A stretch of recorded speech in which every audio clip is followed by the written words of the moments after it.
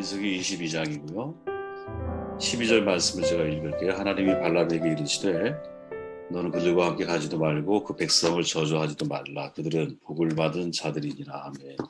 교회는 복을 받은 사람들입니다. 라는 제목이고요.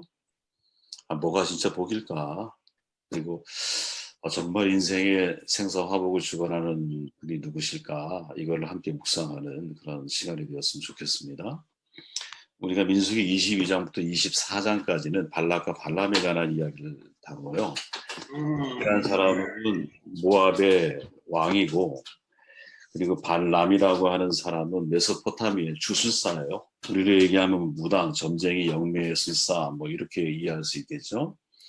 그런데 모압 왕 발락이 발람이라는 사람을 통해서 이스라엘에 대한 두려움을 해결하려고 하는데 저주해달라는 내용이죠. 쉽게 말하면.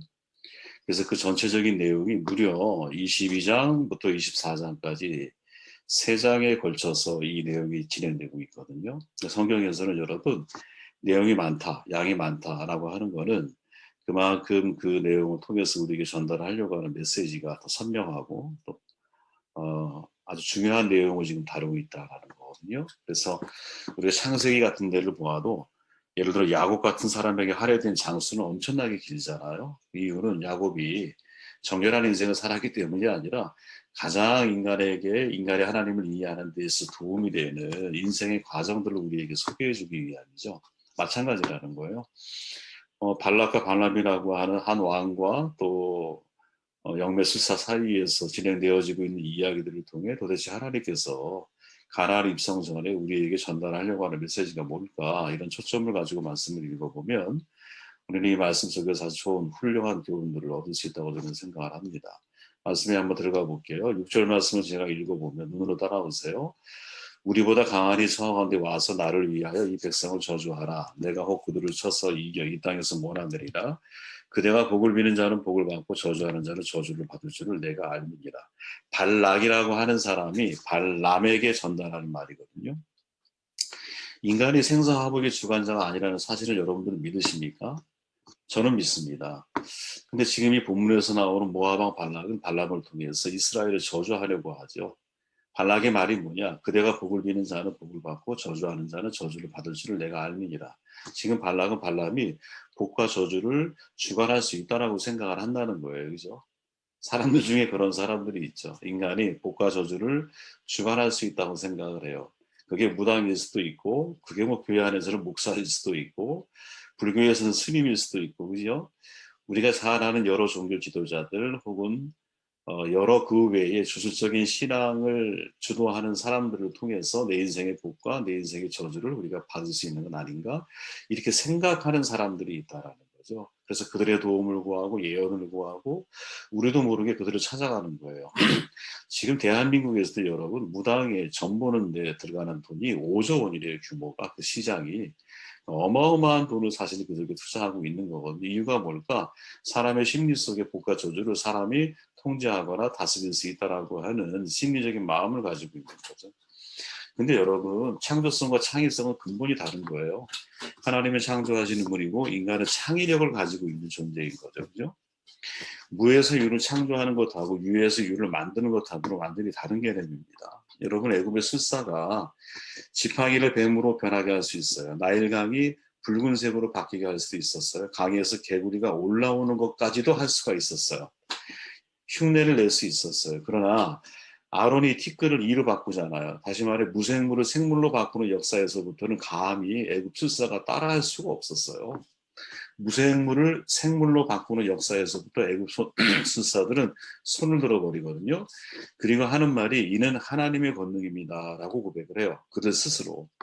자기들이 행하는 것은 매직쇼죠. 마술이에요. 그러나 모세와 아론이 행하고 있는 것은 사람의 힘이 아니라 하나님의 기적이라고 그들이 고백을 하고 있는 거죠. 이런 인간이 어떻게 인간의 생사화복을 주관할 수 있겠어요? 가능하다고 생각하고 있는 발락의 모습을 통해서 우리 자신을 돌아봐야 한다는 거죠, 여러분. 여러분, 사람들이 가게에 흐르는 저주를 끊으라 그러잖아요.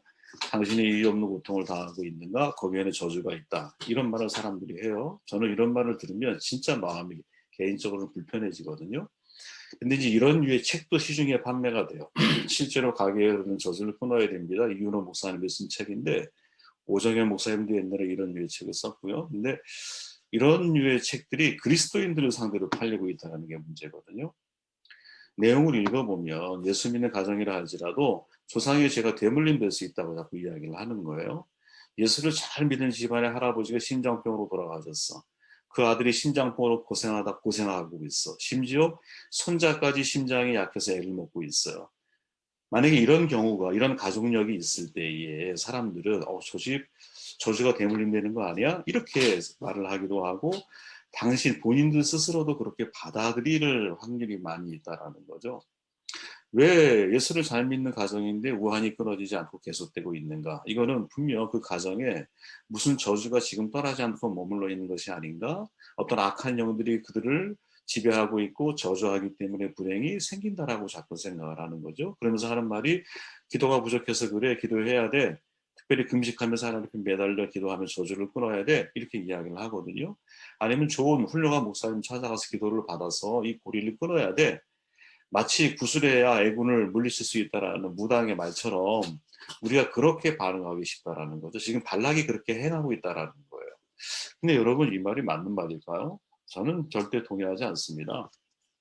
저는 이제 가계 저주론이라고 보통 말하는데 가계 저주론을 말하는 사람들이 즐겨 사용하는 성경 구절들이 있어요. 그 중에 한 예가 그것들에게 절하지 말고 섬기지 말라. 이제 출애굽기에 있는 말씀이에요. 나 여호와 너의 하나님은 질투하는 하나님인즉 나를 미워하는 자의 죄를 갚고 아비로부터 아들에게로 3, 4대까지 이르게 하거니와 나를 사랑하고 내 계명을 지키는 자에게는 1000대까지 은혜를 베푸느니라.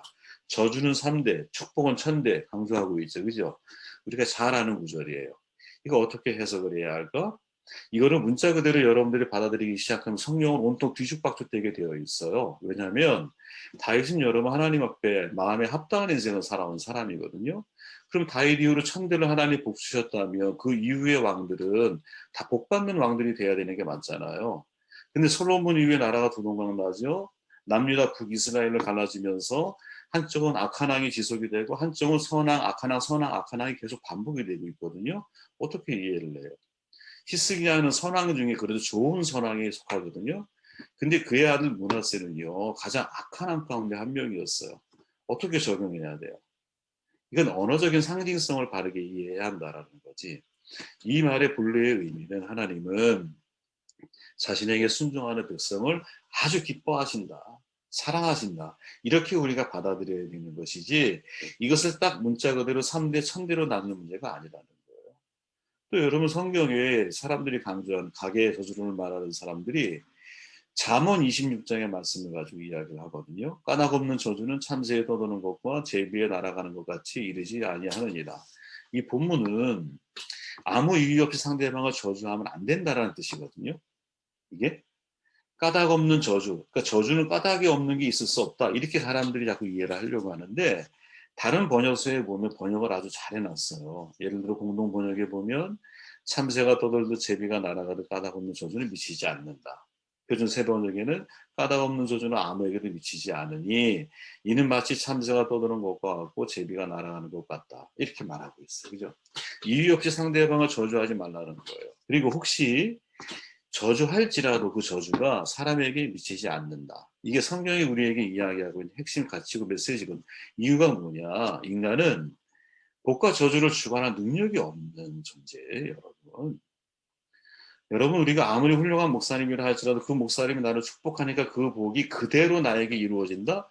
여러분, 이게 아니라 여러분들이 복 받을 만한 삶의 자리, 복 받을 만한 삶을 선택을 한 사람들이기 때문에 그 길을 여러분들이 경험을 하게 되는 것이고 저주받는 길은 그 길을 여러분들이 선택하기 때문에 그 길을 걸어가게 되는 거예요. 그 내용이 다음에 나와요. 12절 말씀 우리 함께 읽어볼게요. 하나님이 발람에게 이르시되 너는 그들과 함께 가지도 말고 그 백성을 저주하지도 말라. 그들은 복을 받은 자들이다. 아멘. 하나님이 발람에게 말씀하죠. 발람에게 너는 그 사신들과 함께 가지 말아라. 이집트에서 나온 그 백성은 복을 받은 백성이니 우리를 말하겠죠. 그죠? 우리는 이미 복을 받은 거야.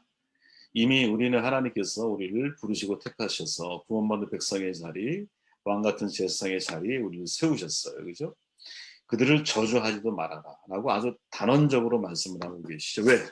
하나님께 복받은 백성들이기 때문에. 복의 근원은 하나님이라는 거죠. 오직 하나님만이 인간에게 복과 저주를 내리시고 결정하는 거예요. 신명기서에 보면 여러분, 이거 중요한 내용입니다. 보라, 내가 복과 저주를 너희 앞에 두나니. 신명기 11장 26절의 말씀이고, 또 30장에 가보면 보라, 내가 오늘날 생명과 복과 사망과 화를 내 앞에 두었나니. 아멘. 역사를 주관하시는 하나님이, 그죠? 복과 저주만이 아니라 생명과 화, 그러니까 생사화복 모두를 다 하나님께서 주관하고 계신다. 생명과 축복은 하나님으로부터 주어진다라는 거죠. 그러면 여러분, 질문을 당연히 던져야 되는 거 아니겠어요? 그죠? 그럼 누가 복을 받고 누가 저주를 받느냐? 이게 사실은 매우 중요한 질문이겠죠? 근데 같은 신명기에 보면 모세가 이렇게 말을 해요. 내가 오늘날 복과 저주를 너희 앞에 두었다. 이렇게 말하죠. 너희가 만일 내가 오늘 너희에게 명하는 너희 하나님 여호와의 명령을 들으면 복이 될 것이고, 너희가 만일 내가 오늘 너희에게 명령하는 도에서 돌이켜 떠나 너희의 하나님 여호와의 명령을 듣지 아니하고 본래 알지도 못하던 다른 신들을 따르면 저주를 받으리라. 여러분, 정말 간단한 정리죠. 복과 저주에 대한. 하나님 말씀을 청종하며 복이 될 것이고, 다른 우상이나 다른 신들, 니들이 알지도 못하는 신들을 따르면 넌 저주를 받게 될 거야. 그러니까 다시 말하면 그 선택이 나에게 일단 달려 있는 거고요. 내가 무엇을 선택하는가에 따라서 복과 저주가 결정이 되어지는 거죠. 다른 신들이라고 하는 것은 여러분 정말 귀신도 있고 사탄도 있기 때문에 그들이 만들어 놓은 또 다른 신들이 있을 수 있다고 저는 생각을 해요. 그러나 이보다 더 무서운 신은 실은 내 욕망이 투영되어져 있는 우상이라고 하는 신이잖아요. 그게 만몬일 수 있고요. 그죠? 그게 내 자아, 나의 꿈일 수 있고요. 네? 이 세상에 뭐 전에 우리가 출애굽기 다룰 때 나누었지만 이 세상에 존재하는 거대한 모든 신전들은 왕들이 자기의 욕망을 투영해서 만들어낸 신들이었잖아요, 여러분. 그렇기에 복과 저주에 대한 결정을 사람이 하는데 하긴 어떻게 하느냐? 하나님 말씀에 대한 청종에 의해서 내가 말씀에 순종하느냐? 아니면 말씀 내가 거부하느냐? 여기에 의해서 복과 저주가 결정이 되어진다라는 거예요. 가끔 사람들이 복을 여러분 인과응보 개념으로 이해를 해요. 내가 열심히 공부하면 성적이 올라가고 성실하게 일하면 소득이 올라가잖아요. 마찬가지로 내가 원인을 제공하면 당연히 주어지는 결과가 복이다라고 생각을 해요. 그러나 성경은 그렇게 말하지 않아요. 성경은 복의 주관자가 계신다. 그게 누구냐? 하나님이란 말이지. 그리고 그 하나님 말씀에 청종하는 것 그 자체가 이미 내가 복을 받는 길이에요. 입구에 들어서는 거예요. 그리고 내가 그 하나님의 말에 청종하지 않고 내가 자기도 알지 못하는 다른 신들을 내가 경배하고 그 신을 따르게 될 때 나는 이미 저주의 길에 들어서고 있는 거예요. 여러분 신명기에 보면은 한번 보십시오. 우리가 알고 있는 모든 좋은 복을 신명기 모세가 신명기를 통해서 이렇게 말하죠. 내가 내 하나님 여호와의 말씀을 청종하면 이 모든 복이 내게 임하며 내게 이르리니 성읍에서도 복을 받고 들에서도 복을 받고 네 자녀가 복을 받고 나가도 복을 받고 들어가도 복을 받고 그죠? 세상의 모든 복은 다 여기 들어가 있는 것 같아. 적군들이 네 앞에서 패하게 될 거야. 네 창고와 네 손으로 하는 모든 일에 내가 복을 내릴 거야. 그리고 내가 너를 세워서 성민이 되게 할 거야. 세상에 이런 복이 어디 있겠습니까? 이런 모든 복을 모세가 이야기를 해요. 그런데 이 모세가 이 이야기를 하고 있는 내용 중에 핵심이 뭐냐? 야, 이런 모든 복이 어디에서부터 오느냐? 그거는 네가 여호와의 말씀을 청종하면, 그죠? 여기에서 오는 거예요, 여러분. 저는 그래서 저와 여러분들이 그래, 야, 복과 저주는 사실은 나의 선택에 달려 있는 거구나. 내가 무엇을 선택해? 하나님의 말씀에 대한 순종을 선택할 거야? 아니면 하나님 말씀에 대한 거부를 선택할 거야? 거기에서 내가 복의 입구를 여느냐, 저주의 입구를 여느냐가 사실 결정이 되어지는 거지. 구약이 우리에게 말해주고 있는 복의 아주 중요한 가치입니다. 나머지 읽어보시길 바라고요. 21절 말씀을 읽고 말씀 정도를 볼게요. 발람이 아침에 일어나서 자기 나귀에 안장을 지우고 모압 고관들과 함께 가니 이제 발람이 떠나는 거예요. 함께 가는 거야. 그가 감으로 말미암아 하나님의 진노하심으로 여호와의 사자가 그를 막으려고 길에 서니라. 발람은 자기 나귀를 타고 그 두 종은 그와 함께 있더니. 아멘. 자, 하나님을 통해서 복과 저주의 주관자가 누구 하나님이라는 사실을 발람이 알게 됐어요. 그리고 이스라엘 백성들은 복받는 백성이라는 사실도 발람이 알게 됐어요.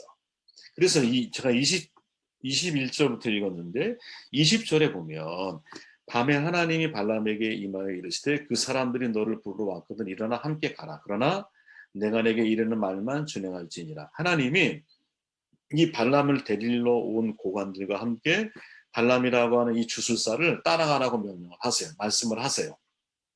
그럼 전제가 뭐냐? 내가 내게 이르는 말만 준행을 해야 돼. 내가 이르는 말만 네가 전달하라는 이야기야. 그런데 갑자기 22절에서 하나님이 허락했잖아요. 가라고 허락을 했잖아. 그래서 발람이 그들과 함께 떠나가고 있는 찰나에 갑자기 하나님이 진노하셨다는 거예요. 그죠? 이게 앞뒤가 안 맞는 이야기야, 사실은. 하나님이 가라고 말했잖아. 그죠? 그래서 발람이 고관들과 함께 떠나가려고 해. 근데 갑자기 하나님이 진노하셨어. 여호와의 사자가 그를 막으려고 해요. 이유가 뭐냐 이거예요. 도대체 이 사이에 숨겨져 있는 게 뭐냐 이거예요. 여러분 성경을 아무리 읽어도요. 여기에 대한 해답을 정확하게 제시하는 사람이 없어요. 칼빈이라고 하는 분이 이거는 상징적인 의미를 해석을 해서 이거는 하나님께서 뭐랄까 글을 좀 읽어보시고 바로 내용으로 들어갈게요. 어느 신학자가 이 이유를 어떻게 이제 해석을 하냐면 34절과 35절에서 해답을 찾아요. 자, 34절에 뭐라고 말하냐면 발람이 여호와의 사자에게 말하되 내가 범죄하였나이다. 당신이 나를 막으려고 길에 서신 줄을 내가 알지 못하였나이다. 지금 발람이 그 사자에게 고백을 하는 거야. 뭐라고? 내가 범죄했습니다라고 고백을 하는 거야. 당신이 이를 기뻐하지 아니하시면 나는 돌아가겠습니다. 여호와의 사자가 발람에게 이르되 그 사람들과 함께 가라. 내가 내게 이르는 말만 말할지니라. 발람이 발락의 고관들과 함께 가니라. 아멘. 자, 여러분, 요 두 내용을 합쳐보면 그 이유가 드러난다라는 거야. 그 신학자의 말. 어떻게 이유가 드러나느냐? 아니, 왜 하나님이 가라고 명령해 놓고 왜 발람을 하나님이 진노해서 그를 가로막고 그를 심판하시는 모습으로 등장을 하시다가 다시 발람이 자기 죄를 고백을 하고 다시 이야기를 했더니 가라고 허락을 해. 근데 그 사이에 뭐가 있느냐? 내가 내게 이르는 말만 할지니라. 이 구절의 핵심이라는 거죠. 무슨 말이냐면 발람이 하나님의 말씀을 듣고 그 고관들을 따라 동행해서 함께 가려고 할 때 하나님이 발람에게 했던 말이 뭐예요? 내가 너에게 이르는 말만 그들에게 전달을 해야 돼 라고 말했죠. 근데 발람은 마음속으로 하나님이 내게 이르는 말을 전달하는 차원을 넘어서서 내 말을 하려고 했다는 거지. 이게 이해가 되십니까, 여러분? 그러니까 무엇을 제일 먼저 경험하고 있냐면 발람이 아까 제가 말했잖아요. 복과 저주를 우리 앞에 두셨어. 하나님 말씀을 따르면 복이야. 거부하면 저주야. 근데 그것을 이스라엘을 저주하려고 하는 발람이 먼저 경험을 하고 있는 거예요. 지금. 성경은 발람을 거짓 선지자 못을 봤거든요. 거짓 선지자로. 왜 거짓 선지자로 못을 받고 있느냐? 하나님이 내가 내게 이르는 말만 전달을 해야 되라고 말을 했는데 발람은 발락이라고 하는 모압 왕이 고관들을 통해서 나에게 제시한 돈이 있어요. 명예가 있어요. 권력이 있어요. 그래서 이것을 위해서 마음속으로는 겉으로는 하나님이 나에게 이른 말을 전달하려고 하는 것처럼 봤어. 그렇게 출발하는 것 같아. 근데 속으로는 무엇? 그들이 원하는 메시지, 그들이 원하는 저주를 하려고 이 발람은 출발하고 있었다라는 거예요. 그래서 베드로는 발람을 향해 뭐라고 말하냐면 그들이 바른 길을 떠나 미혹되어 부올의 아들 발람의 길을 따르는도다. 그는 불의의 삭슬 사랑하다가 자기 불법으로 말미암아 책망을 받되 말하지 못하는 나이가 사람의 소리로 말하라. 이 선지자의 미친 행동을 저지하였느니라. 여러분 이게 미친 사람이라는 거예요. 오늘은 좀 제가 과격하게 이제 자꾸 이렇게 말이 나가네 죄송합니다. 네. 하나님을 만났잖아요. 명령을 들었어요. 하나님의 진노를 경험한 사람이에요. 복과 저주의 길이 무엇인지 알아요. 그리고 분명히 하나님이 내게 이르는 말을 가서 그대로 준행하, 그대로 전달하면 돼. 거기에 동의해서 출발을 해. 근데 속으로는 발락이라는 사람을 통해서 받은 돈, 명예, 권력 이것을 유지하기 위해서 내 속에 거짓 메시지를 전하려고 떠나가고 있었다는 거지. 이게 발람이라는 사람이 가지고 있는 이게 거짓 선지자들의 대표적인 특징이라는 거예요. 이런 행동을 베드로는 무엇? 미친 행동이라고 말을 하려고 하는 거지. 저는 이것이 우리에게 전달하는 교훈이 있다고 생각을 해요. 교훈이 뭘까요? 하나님의 말씀만 전달을 해야 한다라는 거죠. 그죠? 거기에 다른 것을 가미하려고 하면 안 돼요. 특히 이제 교회 공동체 안에서 우리가 서로 어떤 말씀을 전달하거나 특히 설교자, 특히 목회자, 선교사님 혹은 말씀을 증거할 수 있는 권한을 부여받은 우리 장로님들 우리가 하나님 말씀을 전달할 때는 항상 이거를 신중하게 생각을 해야 되는 거구나. 네. 그리고 어떤 게 정말 하나님의 말씀이고 그 말씀 속에서 어떤 게 정말 하나님의 마음에 가까운지를 우리가 정확하게 이해하고 해석해야 할 필요성이 분명히 있고 동시에 그것을 전달할 때 내 마음을 거기에 자꾸 이렇게 가미해서 그죠? 하나님의 말씀처럼 들리지만 사실은 내가 하고 싶은 말을 말씀을 동원해서 하려고 하는 이런 실수와 오류들을 얼마나 많이 사실은 우리가 저지를 수 있는지 여기에 대한 경계의 말씀과 메시지가 저는 이 오늘 본문을 통해서 우리가 읽어내야 할 소중한 말씀 가치가 아닌가 하는 생각을 해보게 되었어요. 특히 마지막에 야 내가 내게 이르는 말만 네가 해야 돼. 하나님이 발람에게 이야기했을 때 그의 속으로는 하나님이 내게 말하는 것이 아니라 내가 하고 싶은 말을 전달하려고 하는 마음을 가지고 있었다라는 거. 그렇게 하나님이 그를 저지할 수밖에 없는 거죠. 근데 중요한 것은 이것이 그 앞에 있는 복과 저주에 복과 저주를 내 앞에 두었어 라고 말씀하셨을 때 그 복과 저주의 기준이 뭐냐면 하나님 말씀을 청종하는 거라는 거예요. 근데 그 청종에 대한 시험을 누가? 발람이 경험하고 있다는 거지. 우리 역시 마찬가지라는 거예요. 우리가 올바른 교회 또 올바른 주의 종들이 되었으면 좋겠습니다.